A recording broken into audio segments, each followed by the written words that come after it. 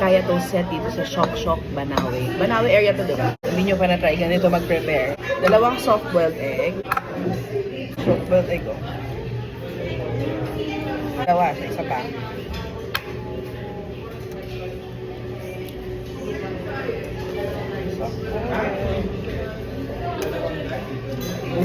Tapos, white pepper.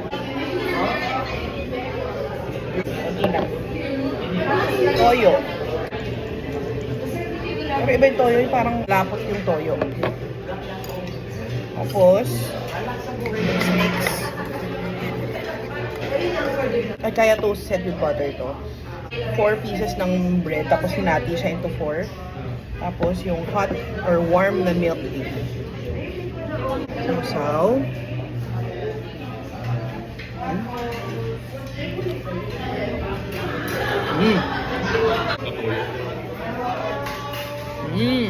Good.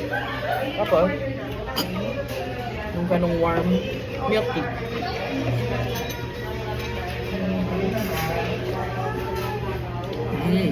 Good. Mura lang to. Lalagay ko yung price dito sa gilid. Dito yan sa dito yan sa Shock Shock, Banawe area. Try nyo na.